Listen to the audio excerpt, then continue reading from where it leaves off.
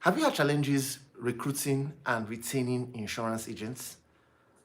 I've worked with 12 insurance companies in Nigeria here.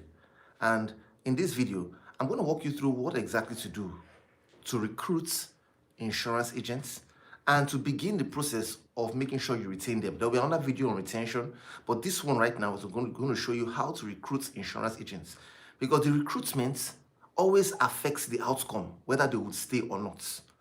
I'm going to walk you through shortly. My name is Iyore. I've trained over 23,000 salespeople across 5 countries: Nigeria, Ghana, USA, UAE, Rwanda. I'm an author of several books and resources on sales. I've been featured on lots of media platforms to talk about successful selling. I worked in an organization where I was able to grow a portfolio of over $3.5 million to over $7 million in just 11 months. I also participated in a sales competition where I was number 1 and I was sent for the World Cup for an all-expense paid trip. At the time too, I was given a target to sell to 20 HNIs and I was able to bring in 21 HNIs to my organization in a single month. So I'm going to show you practically in this video right now steps you can take to be able to recruit insurance agents. Now, first things first, whatever target you have as an agency manager, a team lead, a unit manager, area manager, depending on the communication that you use or nomenclature you use in your organization, when it's time for you to achieve your budget or your targets, you cannot do it alone. You can't do it alone. Because you can't do it alone, this means that the most important line on your hierarchy or organogram are the very first line, the sales executives. Some insurance companies call them financial advisors. So it all depends on what you call it. But for the sake of this video, I'll just call them sales executives, right? Call them sales executives. Now, these people are the most important factor because they are the ones that relate and engage the people. If for any reason you're not able to find these people, it could just be the conditions and circumstances of how you're doing your recruitment. I want to show you how I got to learn this. Many years ago, I ran a training for an insurance company. It was a group of agency managers. It was a large class, about 80 of them. During the training session, at the beginning of the training session, I said, what are the challenges you're currently facing in getting agents or meeting your budgets? And I remember they said, for hiring agents, getting them to stay, we have very high attrition rates. A lot of them are coming and they are leaving. And they blamed it on the Gen Z phenomenon. They blamed it on the age of these people. They compared themselves that in their day they were more committed. Young people of today, they're no longer committed. And I said, it's not true. There's nothing wrong with young people of today. However, the class got heated and more heated because you could tell that the anger, the frustration was echoing from them. But I noticed that there was a man seated to my left like this, and I saw that he was just calm. Fair in complexion, to white native. He just sat and was calm. I said, sir, you don't have issues with recruiting agents? He said, no. How many agents do you have? He said, about 30. How long have they been with you? For a while, quite a while. I don't have any issues. And I said, okay, hold on. Is there anybody else here in this class who has issues, who doesn't have issues with recruiting agents? Your agents are coming in, they're staying, and they are working with you. About 8 of them indicated interest. Out of a class of about 80, you can imagine, just about 10%. So I brought them forward. And ladies and gentlemen, to my surprise, they said exactly the same thing. The same strategies they used to get their agents to stay. They were all using the same thing. Now think about it. They had not met each other before. They had not had this conversation with themselves before. Yet, when they were engaging, they were able to say the same reasons and same strategies they used to keep and retain their agents. And I'm going to walk you through some of them right now. Number 1, to increase your manpower or to recruit a lot more agents, number 1, you must work on your recruitment environment. The recruitment environment. See, if you just pick one dilapidated primary school or one funny looking place, it would affect the perception and expectation and hope of the agent who is coming for the interview. So a lot of times you want to make sure that the ambience is right. The place is well lit, fully air conditioned, very clean, tables cleared, tidy, organized, no spills. So you want to check the ambience and make sure that it's top notch. If you have to rent a place, if you have to hire a place, whatever it is you have to do what you need to do to be able to get the environment right. Another thing about the recruitment environment that they do is that a lot of times they will make sure that their financial advisors or their sales executives are around that day. Now, in a lot of insurance agencies, they have a particular day of the week where they bring all their sales executives together. And when they bring them together, they are able to use that day for training, coaching, guiding, set the tone for the week. I've always told them that, see, once a week is not enough, but let's just start with that first. So what happens is that the day of the recruitment, they make sure that when their agents come, they are well dressed, corporately dressed, with their shirts, their ties, their jackets, their pocket hankies, corporately dressed, everybody groomed, haircuts done, very intentional, because that is going to be a recruitment day. On that day, by the time the candidates come and they notice that young people like them are roaming around the office, are walking around, it's going to affect their psychology, and they'll be like, wow, if my mates are here doing this kind of job, why can't I do it? Because a lot of times, insurance people say things like, there's no salary. Because there's no salary, no basic salary, it's difficult for them to be committed enough. Yes, in reality, most times there's some level of variable income, right? Maybe it's just a stipend, nothing significant, and it's based on performance, where you get that variable income. But what we always say is that that's not even the focus. The focus is the fact that you always have a piece of the pie. Whatever policy you sell, you will always have a piece of the pie. Whether in general business or in the life business, you have access to being able to increase your income to the highest level possible. So, number one, the recruitment environment, and make sure that their sales executives are around, their agents are around that day, so that when the person comes, the person feels like, wow, this is a good place to be. The second thing is the appearance of the recruiter. The appearance of the recruiter. Now, to my surprise, these men, they said something. One of them said, sir, the day I saw, I'm talking about the training session I had where 8 of them said that they didn't have issues with recruitment, 8 were complaining. And the findings, that's the basis upon which I'm giving you this information right now. Now, one of them said, sir, the day I attended that interview with my boss, when he told me there was no salary for this job, but I saw the way he dressed, man, I said, if this man can look like this without salary and get to this point, there's hope for me. And that was how he made up his mind to get committed in the insurance business. And he said that's the same thing he has done over the years right now. Every time he has interviews, he dresses his best. If there is any day he will dress well, it will be that day. Because he wants them to have the impression that, say, see, we are making money here, we are doing well. Another thing they would also do was that on the interview panel, they will make sure that not only will the agency manager or the boss be at the head of the table, they would want to also have some of their sales executives as well, or financial advisors or agents. They want to have them for the interview panel. And these guys that are on the interview panel are going to be their top performing, well-dressed agents. So that during the interview, the candidate is looking and is saying, wow, if these guys are looking good like this, even these young people who are like me on this other side, man, there's hope for me. And they want to come in to get the job. The third thing is they do what we call reverse tables. They reverse the tables. They reverse the tables. Now, what does it mean to reverse the table, please? A normal interview, if, for example, HR of a company is trying to recruit a salesperson, they will dedicate a salary of 500,000 to that role, for example. And they would say, all right, so tell me about yourself. This is the interview. I'm the HR person, salesperson on the other side. Tell me about yourself. What have your sales targets been in the past? Have you achieved it? Tell me about your background. Why should we hire you? Now, this is a traditional sales interview. However, when you're recruiting insurance agents, these people who are not going to be earning a major salary, just a stipend, they're not going to be earning a major salary. Therefore, in this kind of interview, you need the agents even far more than the agent needs you. Unlike traditional interview, where it looks like the candidates needs the company or the HR person far more than the HR person or the company needs the candidates. So it's looking like, tell me about yourself. Why should we hire you? The candidate has to sell himself to the HR person or to the company to get the job.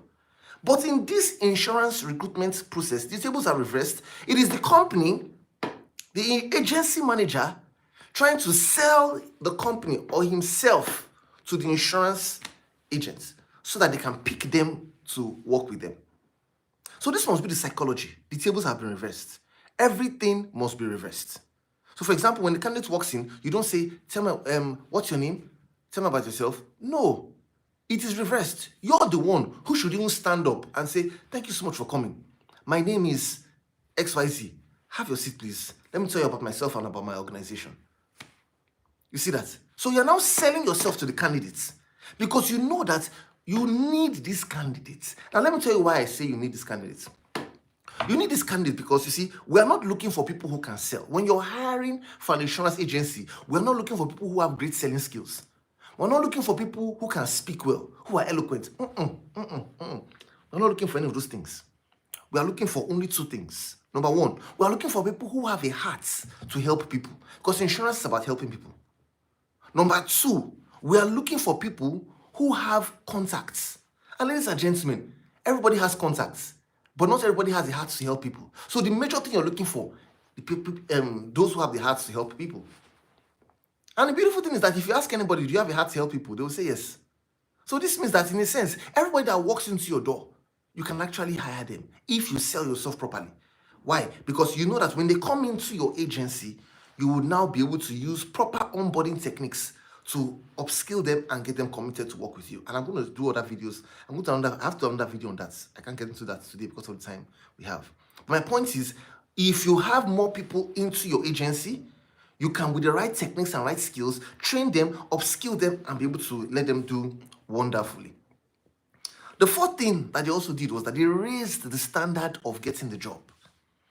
They raised the standard of getting the job. Ladies and gentlemen, this is profound.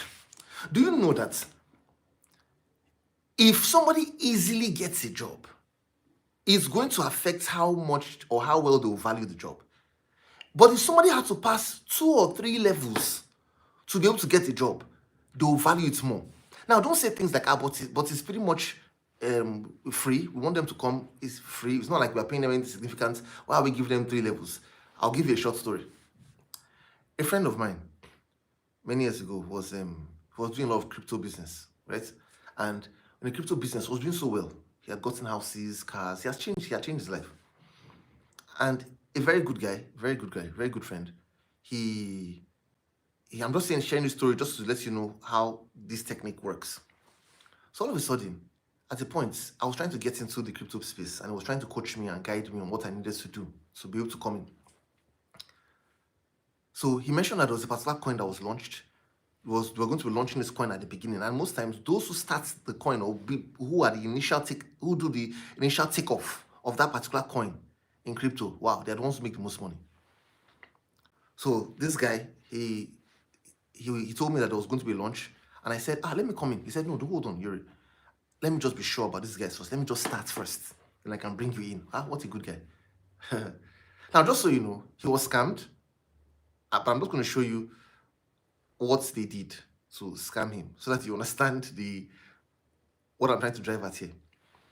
So he saved me from being scammed by these fraudsters. So apparently, he got on. They had to pay. Look at it. First of all, they had to pay to get on a particular WhatsApp group. Think about it. When these guys, he paid some thousands of dollars. When he paid, they accepted him into WhatsApp group to show that he was qualified. When he got into the WhatsApp group, from there, they told them that hold your money. Please, nobody should make any payments. Number 2, they said hold your money, don't make any payments because we want to wait until the day comes. When that day comes, we will let you know if you're ready or not. Then they give some other criteria, some other activities, just to show that they were too legit. It looked like they were so legit because the deterrent to come in was so competitive. People were striving to come in and make sure that they were among the first off-takers of that particular coin. Ladies and gentlemen, the final step. He said, please drop your wallet. When it was the D-Day, they said, please drop your wallet address so we can credit you your funds or your return on investments. He just dropped his wallet address. They wiped out hundreds of thousands of dollars from his accounts. The guy was depressed for many days. He lost all the money. Now, think about it. Other people could have just said, oh, I want you to be a part of this investment. Come in free into the group. Then they will be guiding you, letting you know when it's time and you invest. But this guy, they said, pay to join the group. Now, I'm not telling you I'm not saying that your insurance agents will pay to work with you.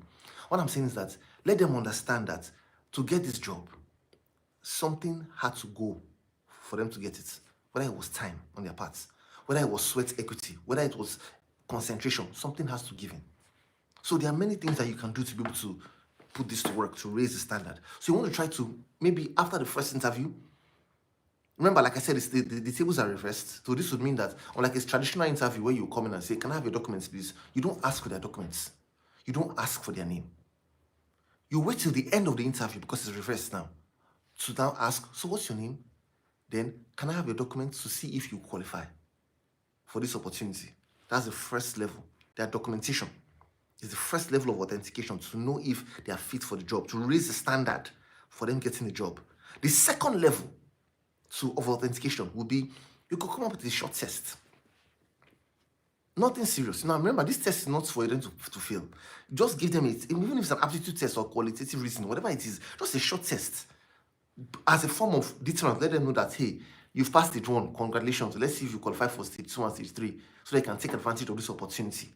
When you're communicating this kind of recruitment, when you're communicating to these agents or these potential agents, you don't want to call it a job. You want to call it an opportunity, so that they don't think job salary, rather they think opportunity to earn unlimited income. So when they're coming on board, after they taking the test, the third level of interview could be that they come back to the office to meet with your boss, maybe your area manager, your channel lead, whatever kind of the designation you have in your organization. And when they meet with your boss will be the final level of authentication for them. So this way they'll be checking, hope I'm going to get this opportunity. I'm going to get this opportunity. Then with that, when they get the opportunity, you'll find out that their probability of staying longer will be far more than somebody who just came in free without any deterrence and they got the job. All right, so let me walk you through now quickly over the next few minutes what the interview should look like, right? Because remember, like I said, the tables are reversed and there are some key things you want to talk about so that you can be able to get them committed to want to do business with you. First of all, when the person comes in, you smile and welcome them. Oh, hello, welcome. Like I said, you can be the one to stand and say, wow, thank you so much for coming in for this interview. My name is, I'm going to talk to you about my company right away. So tell them your name and your position, right? So number one, smile and welcome them. If possible, most times when we go for interviews, people have tea, water, while the candidates are just sitting and looking. The people who are interviewing, the interviewers, they have their tea and their coffee, just living very comfortable. In this kind of interview, you are the one that should even offer them water or tea. It's funny, right? So number one, smile and welcome them, offer them some tea or water. Number two, introduce yourself. Tell them your name and your position.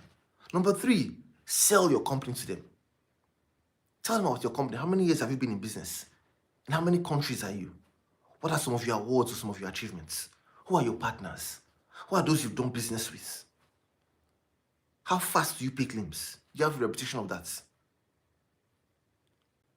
Then after selling the company, this is still under number three, then ask them, do you have a mission to help people?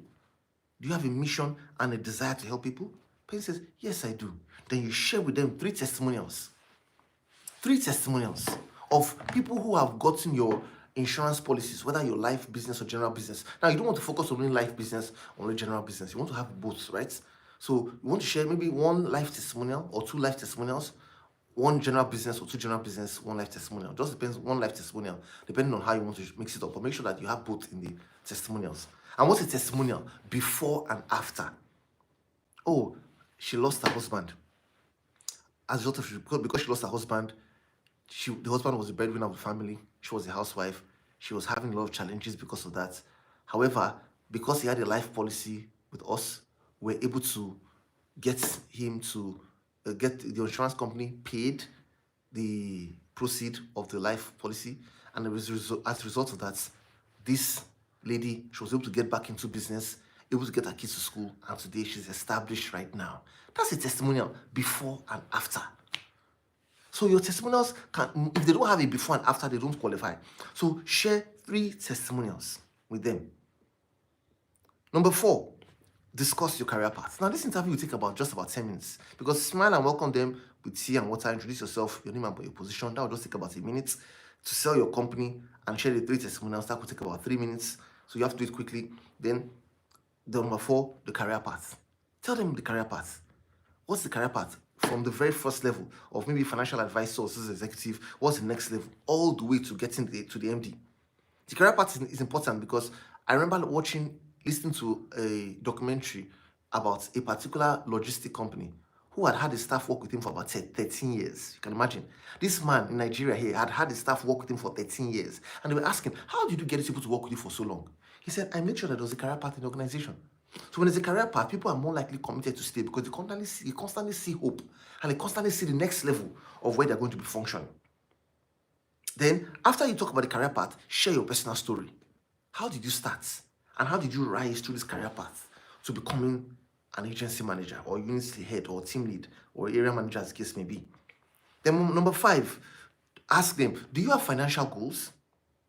He said, everybody will say yes. Oh, yes, I do. Okay, then let them know that this job gives them an opportunity to earn unlimited income. This opportunity will give them unlimited income. Let them know. Then finally, ask them, would you like to work where your effort is recognized? Because in the insurance space, whatever inputs you put in, you will definitely see corresponding outputs. Payday will come no matter what. Then finally, ask for their details, their name, and their documents. Then you move them to the 2nd and 3rd stage of the interview process. So ladies and gentlemen, I'm sure this has been very helpful, very rewarding. Please, I'd like you to comment below which of these parts you like the most. If you're not in an insurance agency and you've watched this video to the end, you're special. This would mean that some of these techniques, you can apply them to seeing how they suit you to being able to do well successfully. And one more thing, please note that when you move them to the 3rd level of the interview, when they meet your boss, remember I said the first level is this particular interview where I've walked you through how to run it. The 2nd level could be an assessment test or aptitude test. The 3rd level would be, now please don't give them a sales test. Don't find out how well they can sell, how well they can speak. We don't need that now, right? All we are concerned about is that do they have a heart to help people? Do they have contacts? Everything else, you will train them on how to be able to get those things done very quickly. I'm going to do another video on that. When you take them to the 3rd stage, which is your area manager, your boss, the area manager is supposed to only just tell them about the company again and share 3 testimonials, another set of 3 testimonials. The area manager doesn't need to tell them their personal story because they are too far from them in terms of hierarchy. So the area manager just needs to share another set of 3 testimonials again, so that by the time they are done with the interview, they would have heard 6 testimonials or 6 success stories of how your insurance company has helped people. Please remember to share this video with anybody who you know is in the insurance space and is struggling to recruit people. Remember to like, remember to comment, remember to subscribe. Thank you so much for watching. I look forward to seeing you again tomorrow.